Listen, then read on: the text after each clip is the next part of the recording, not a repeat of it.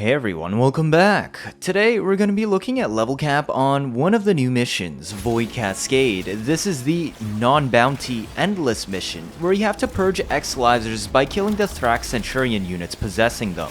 Possessed Exolizers raise the Cascade bar, purified Exolizers lower the Cascade bar. You can see how many are possessed or purged on the top left by the diamonds on each side. You need more purged than possessed Exolizers present to make the bar go down.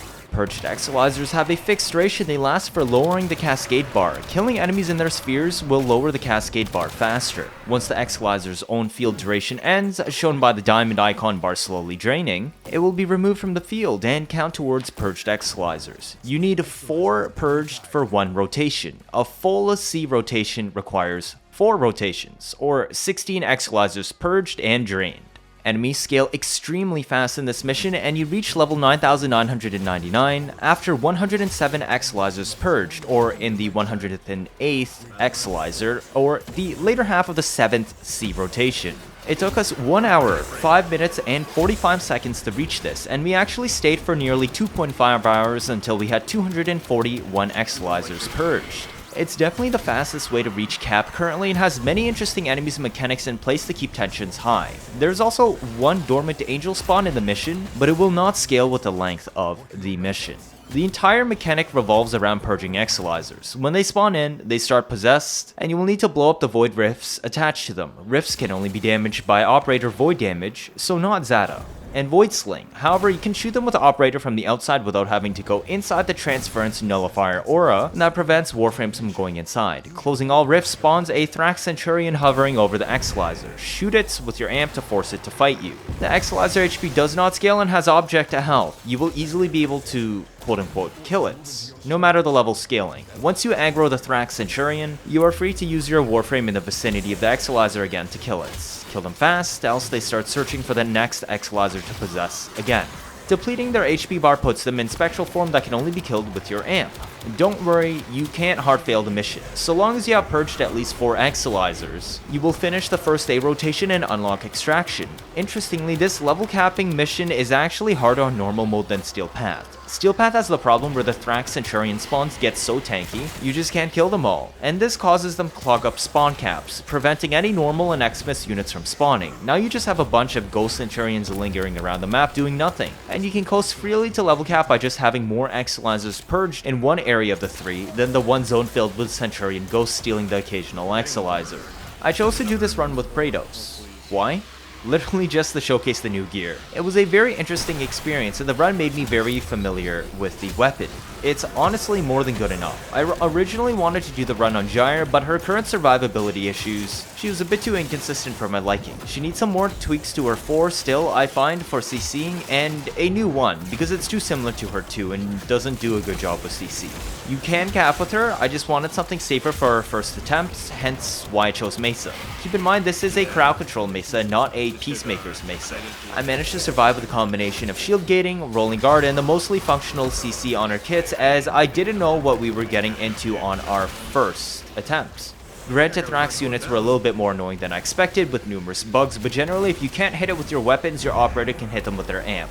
There's definitely bug code and visual errors on which form they're in sometimes, as well as broken AI when they just hover over an Exolizer and only take amp damage but don't attack you, but also haven't possessed it. At cap, they get ridiculously tanky even in normal mode, so you will probably need your teammates to help you amp them down if they bug out like that. Centurions have weird scaling. Some units seem to have more damage reduction than others, or more health, I don't know, it's just weird.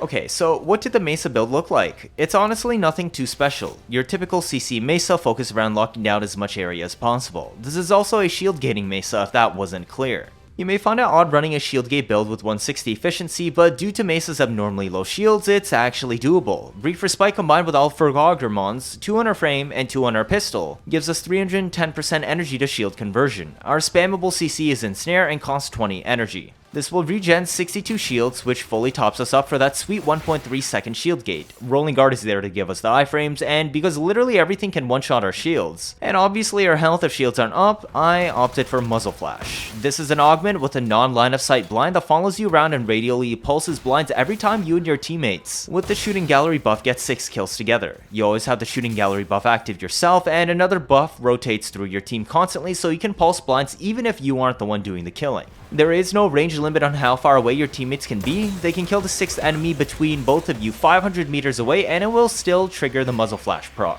You get a 7.14 seconds blind and a 31.8 meter radius. So long as your team keeps killing, you should have a near permanent blind uptime. On top of this, you still obviously have Ensnare, and you also have primers to de-aggro enemies by forcing rad procs and cold heat blast on them, etc. More importantly, while Eximus units and Thrax units ignore most CC, these statics procs massively help to slow their threat. In particular, while you cannot prime Thrax enemies in their spectral form, you can prime them before they get into their spectral form by tagging them with any of your primers. So, viral and status duration will massively improve your DPS against their ghosties once you break their shell and fire your amps. The massive 265 range is what lets us focus on priority targets. Fleeting for easy energy economy since we're still able to shield gate even at 160 efficiency and low cast counts, and prime sure-footed for that survivability utility. I was on Vazarin for safety at level cap with protective dash since I wasn't sure how Flood Cascade and cap would handle. If you want a full breakdown on why Vazarin is even more busted now after Focus 3.0, check out my focus guide at the top right. Otherwise, Matterize is an option for Void Strike to handle ghosties better, as even without Void Strike, your operators too, Contamination Wave does help debuff Thrax units for bonus amp damage.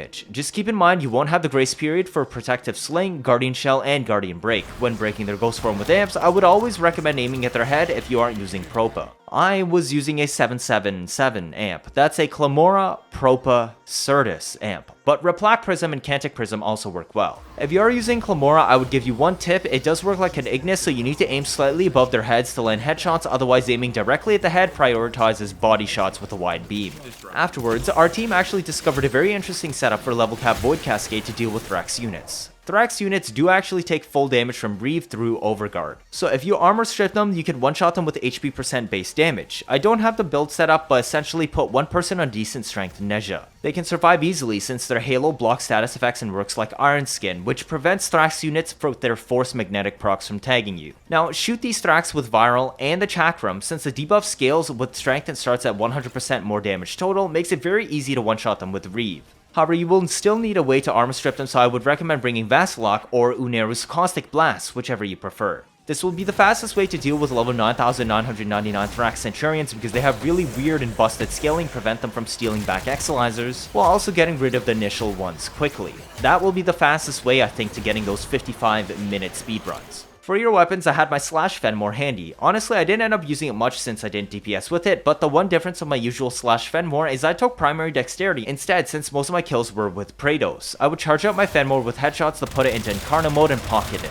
And there was a particular enemy that really needed killing, I would pull it out in Dumbmire and Carnon Mag. Dexterity both ensured every time I took out Phenmor and had the full 360% base damage buff, while also granting 7.5 seconds combo duration to my Praedos since I wasn't using Nerimon. Outside of that, if you don't intend to use your primary, Amalgam Serration is always handy for the bonus sprint speed. If you want a full breakdown on what Phenmor can do, I strongly suggest you to check out my video at the top right. In my opinion, Phenmor is nearly as strong as Laetum, but much comfier to use and thus the best Incarnon weapon in my eyes. I use an Epitaph as a primer with its generic primer build. I have no radiation this time since I opted for heat instead. Heat still causes ignite status, which is a temporary hard CC. This is because I needed all 4 Augur mods to shield gate properly, and I also wanted to bring Prime Fulmination for the bigger AoE, both for priming and further crowd control spreading. If you opt for radiation, then drop Fulmination. I just didn't know what we were getting into at cap and wanted to play as safe as possible with the new game modes. With how much you will be spamming this as a CC tool, pistol ammo mutation is important to recover what you used. This Epitaph applies Viral to buff your damage, blast to worsen enemy accuracy, heat to ignite and hard CC them, IPS on direct hits for gun CO and CO, and cold to slow enemies. Actually, if you don't want to slow the Thrax, since all statuses transfer to their spectral form as they last and thus cold procs will slow the spinny animation before you can hit them with your amp, you can use a new core instead. It's entirely up to you. If you want to min-max speedruns, the new core will make sure the Thrax guarding the Exolizers die the fastest. We're actually going to re-attempt for a better comp for a speedrun in the future for a sub 1 hour run.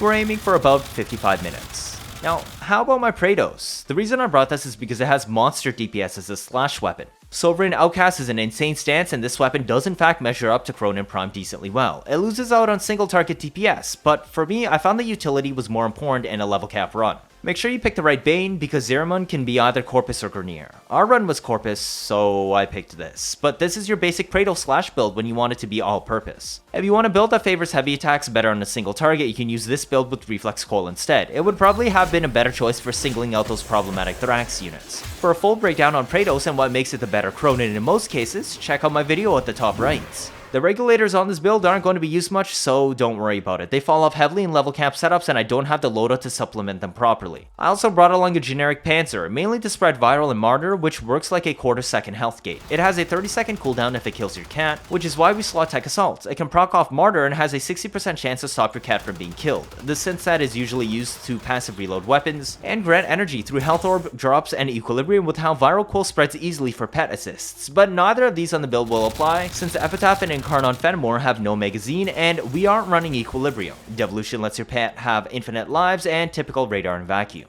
And that's it. Void Cascade is honestly the fastest way to reach level cap currently and provides a very interesting alternative game mode challenge. I greatly enjoyed all the new Zariman game modes as they are a very distinct takeaway from our traditional max KPM game mode we've had forever. Disruption was the last time we had a massively different game mode and with special priority targets. This time you don't even always have to kill the Thrax that spawn. You can just tolerate them so long as they have more purged Exolizers than possessed Exolizers, as that will keep your Cascade bar down, as if it reaches max, well, you have to extract. It's a very fast, hectic game mode and favors communication because the fastest runs will be where you spread your team apart to cover all the tiles with the Exolizer spawns, since there are so many.